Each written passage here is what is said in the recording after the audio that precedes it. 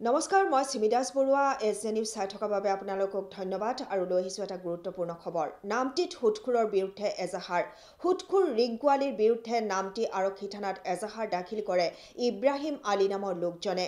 কিন্তু ৰহস্যজনকভাৱে পলাতক হৈ আছে হুটখুৰ ৰিংকুৱালী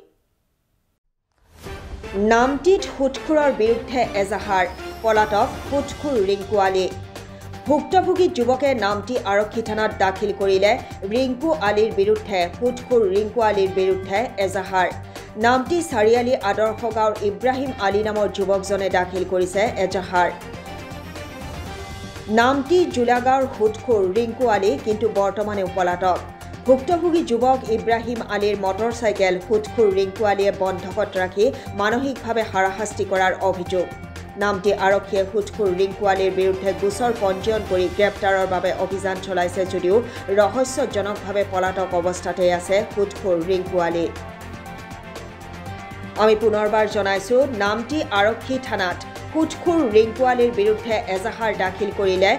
ইব্ৰাহিম আলী নামৰ যুৱকজনে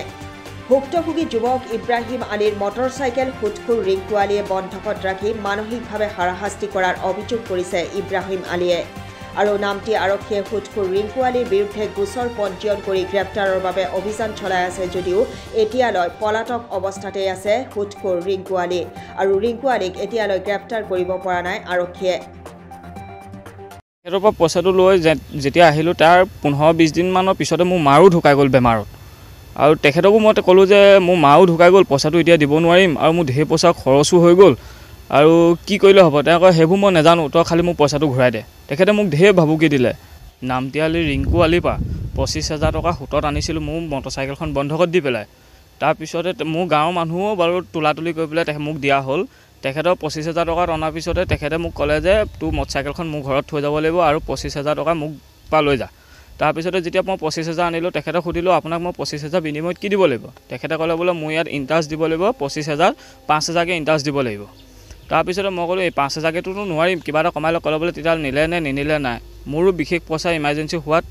পইচা 25,000 আনি পেলাই তেখেতক মই 3 মাহমান তেনেকৈ পইচাটো মই লাহে লাহে ঘূৰাই আছিলোঁ তাৰপিছতে তেখেতৰ যিটো মূলধন আছিলে মূলধনটো মই ঘূৰাই দিলোঁ ঘূৰোৱাৰ পিছত তেখেতক সুধিলোঁ পইচা আপোনাক মূলধনটো দিলোঁ আৰু কি দিব লাগিব ক'লে বোলে আৰু 30,000 টকা দিব লাগিব তাৰপিছতে মই তেনেকৈ কাম বন কৰি হ'লেও মই 15,000 টকা দিলোঁ আৰু মই পইচা দিবলগীয়া হোৱাত নোৱাৰিলোগৈ আৰু মোৰ ঘৰত আহি পেলাই ঢেৰ অত্যাচাৰ কৰে আৰু মোকো মাতি নি পেলাই মই এবাৰ গ'লোঁ মই ক'লোঁ যে দাদা বাইকখন মই লৈ যাওঁ নি পেলাই মই বিক্ৰী কৰোঁ বিক্ৰী পেলাই যিটো মূল্য আপুনি পাবলৈ আছে সেই মূল্যটো আপোনাক দি দিম আৰু মোৰ মূল্যটো মই ৰাখি থ'ম তেতিয়া ক'লে মোক তেওঁ মানে অলপ বেয়া ব্যৱহাৰ কৰি পেলাই মোক ক'লে যে তই ঘৰলৈ যাগে পইচাটো লৈ পেলাই ইয়ালৈ আহিবি তাৰপিছতে বাইকখন নিবি নহ'লে বাইক নিবলৈ নাপাবি মই নামটি আৰক্ষী থানাত আহি পেলাই এখন এজাহাৰ দিলোঁহি সেইমতে বাইকখন উদ্ধাৰ কৰিলে সিহঁতৰ ঘৰৰ পিছফালে বুলি পিছফালৰ পৰা উদ্ধাৰ কৰি আনি পেলাই এতিয়া বাইকখন নামটি আৰক্ষী থানাতে আছে তেখেতে বহুত অত্যাচাৰ চলালে মোৰ ঘৰত দিন ৰাত আহে তেখেত চাইকেল লৈ আহে কেতিয়াবা মটৰচাইকেল লৈও আহে ৰাতি 9টাতো আহে তেওঁ কি কয় তেতিয়া তেওঁ কয় যে তই পইচাটো বহুত সোনকালে দে নহ'লে কথা বেয়া হ'ব আৰু মোক কয় নহ'লে তোৰ বাইকখন নি পেলাই মই আমুকত বিকি দিমগৈ পাহাৰত বিকি দিম সেই বুলি কয় তেখেতে কিমান টকা ঘূৰালে